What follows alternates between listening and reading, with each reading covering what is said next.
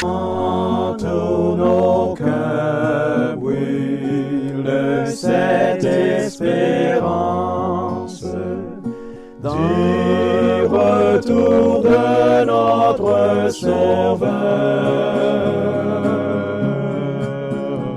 Différents faits divers nous interpellent et nous incitent à la réflexion. Ils annoncent un événement imminent et d'une grande importance. Mais comment l'analyser?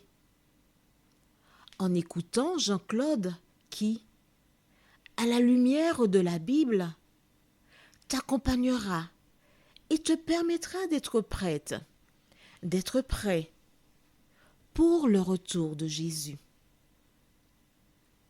Note que les éditions spéciales sont disponibles sur YouTube. Quelle est la réponse 2? Le 2, c'est le chiffre. Je te salue fraternellement en Jésus-Christ, le Sauveur du monde.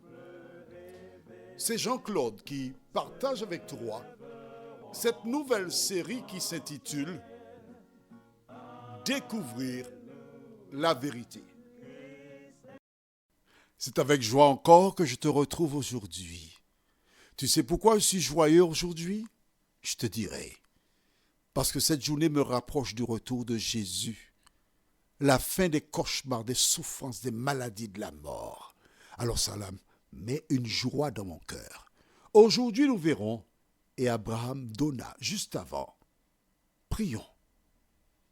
Seigneur, c'est un bonheur pour nous d'ouvrir la parole.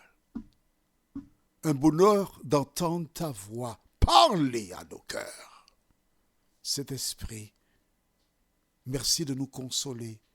Au nom de Jésus et pour ta gloire éternelle. Amen. Nous avons vu hier, ou précédemment, comment Dieu intervient dans la vie d'Agar. Dieu la console à travers l'ange. Dieu l'aide à voir l'avenir et reconnaître comment il a un plan pour cet enfant qui naîtra d'elle. Alors je profite pour te rappeler ces belles paroles de Jérémie 29, verset 11 qui déclare « Car je connais les projets que j'ai formés sur vous, dit l'Éternel, projets de paix et non de malheur, afin de vous donner un avenir et de l'espérance. » Dieu a un projet. C'est ce que déclare Jérémie. Mais à travers la vie d'Agar, une servante égyptienne, une personne qui était maltraitée, la Bible nous montre que Dieu avait aussi un projet pour elle. Alors, il a aussi un projet pour toi. L'ange déclara à Agar, retourne vers ta maîtresse et humilie-toi. Nous lisons maintenant, aujourd'hui dans Genèse chapitre 16, les versets 15 et 16. Agar enfanta un fils à Abram. Et Abram donna le nom d'Ismaël au fils qu'Agar lui enfanta. Abram était âgé de 80 ans lorsqu'Agar enfanta Ismaël à Abram. Parfois, j'ai toujours cette petite confusion d'Abram et Abraham. Abraham, nous verrons plus tard en quelles circonstances que Dieu a changé son nom de Abram à Abraham. Mais pour l'heure, tu noteras que nous avons lu au verset 14 qu'elle a nommé le nom de la source ou du puits. Et il y a des détails qui ne sont pas mentionnés dans la Bible. Alors, Agar s'est levée. Elle retourna vers le camp. Au loin, parce qu'il y avait des sentinelles, ces dernières annoncèrent qu'il y a quelqu'un qui approche. Les serviteurs prirent leurs armes parce qu'on ne sait jamais. Mais au fur et à mesure, on note que c'est une seule personne qui approche. Au fil des minutes, on réalise que c'est une femme. Sur la démarche, certains déclarent, mais c'est Agar qui revient. Agar qui revient. Agar, Sarai est en colère parce que elle a chassé Agar. Probablement, elle imagine déjà trouver une autre servante qui fera un enfant qu'elle pourra dominer. Et voici qu'Agar revient. Mais qu'est-ce qu'elle vient chercher ici? Celle-là. Mais Agar revient la tête baissée. Des larmes sur ses joues. Mais ces larmes qui coulent sur ses joues, personne ne sait ce qu'elles représentent. Des larmes de joie parce qu'elle sait que Dieu a un projet pour elle. Elle passe près des servantes, des serviteurs, ses collègues. Il se dirige vers la tente de Sarai, qui la dévisage. Que viens-tu chercher ici? Maîtresse, pardon. Pardon, je t'ai chassée. Tu es une mauvaise femme. Maîtresse, pardon. Je te demande pardon, maîtresse. Et quelles que soient les accusations portées, Agar répondait, pardon, j'ai eu tort. Pardonne-moi, j'ai eu tort. C'était une chanson. Toi qui m'écoutes, dans ton couple, tu as un problème. Ça ne va pas entre vous. Vous faites la guerre. Pourquoi? Parce qu'il y a une des deux personnes qui n'est pas intelligente. Si tu veux la paix dans ton foyer, tu dois reconnaître ton erreur et demander pardon. Je te demande pardon. Abraham qui entend des gens s'exprimer approche et il voit Agar la tête baissée. Et certainement elle dit, mon maître, à toi aussi je demande pardon parce que j'ai mal agi. Ça, il doit probablement la prendre en aparté. Tu demandes pardon pourquoi? Dis-moi. Je te demande pardon, maîtresse. Tu es si bonne pour moi. Tu m'as honoré. Tu m'as honoré. Tu avais confiance en moi. C'est pourquoi tu as permis que ton époux vienne vers moi afin que je mette un enfant. Non pas un enfant, mais ton enfant. Maîtresse, je te remercie pour cet honneur. Je me montrerai digne.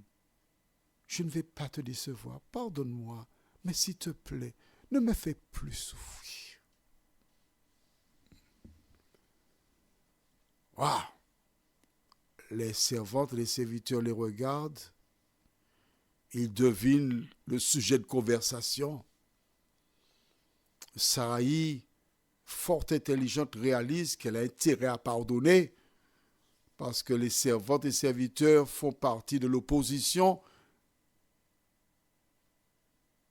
Et suite à l'échange intelligent, l'une tombe dans les bras de l'autre et les gens applaudissent. Abraham dit, tout est bien qui finit bien. Alors, que s'est-il passé? Et là, Agar dit, je voudrais vous raconter quelque chose. J'avais décidé d'en finir avec ma vie. Et je me suis dirigé dans le désert, espérant que le soleil, la fatigue et la chaleur m'emportent. Et c'est alors que l'ange est venu vers moi et m'a posé une question. Agar, servante de Sarai, d'où viens-tu et où vas-tu? J'étais surpris de savoir que j'étais connu. Et elle conta à Sarai et Abraham le message qui lui a été confié. C'est ainsi qu'Abraham sait que l'enfant qui naîtra doit être appelé Ismaël. Et ce rapport achevé, Saraï s'occupe avec amour d'Agar. La confiance renaît. Pourquoi? Parce qu'Agar a écouté la parole de l'ange de l'Éternel. Qu'avait dit l'ange? Nous reprenons cela. Toujours au même chapitre. Et nous lisons les versets 7 et 8. L'ange de l'Éternel la trouva près d'une source d'eau dans le désert, près de la source qui est sur le chemin de Chour. Il dit, Agar, servante de Saraï, d'où viens-tu et où vas-tu? Elle répondit, je fuis loin de Saraï, ma maîtresse. L'ange de l'Éternel lui dit, retourne vers ta maîtresse et humilie-toi sous sa main. Voilà ce que l'ange lui a dit de faire.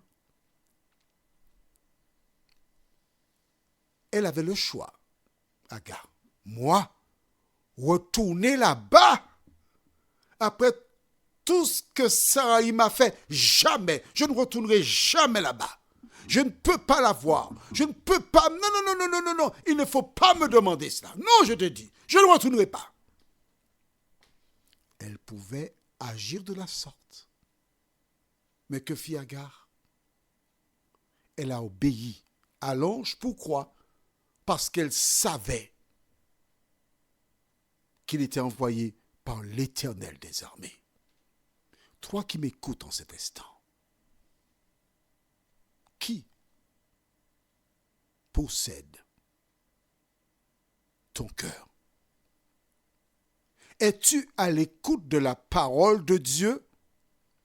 Oui, si un ange vient me parler, je vais obéir. Non, c'était pour un temps. Un ange peut venir aujourd'hui parce que Dieu peut tout. Mais aujourd'hui, il t'a donné la parole. Que fais-tu de la parole? Agar a écouté. Elle a obéi à la parole de l'Éternel. Elle est retournée. Et les choses se sont déroulées conformément à ce que l'ange lui avait dit. Saraï accepta qu'elle regagne le clan. Elle mit au monde un enfant. Et comme elle avait déjà dit à Abraham que l'ange avait dit qu'on l'appellera Ismaël, Abraham appela l'enfant Ismaël. Pour les servantes, les serviteurs, c'est Abraham qui a donné le nom. Mais Agar, Saraï et Abraham savent que ce nom vient de l'Éternel. Toi qui m'écoutes, que fais-tu de la parole? Prions. Seigneur, souvent nous voulons faire comme bon nous semble. Mais à travers la parole, nous découvrons qu'il est de notre intérêt d'obéir à la parole. Certains veulent faire selon leur volonté. Mais nous te demandons, ô Éternel, de nous aider à faire non pas ma volonté, mais ta volonté. Merci Seigneur, au nom de Jésus. Amen.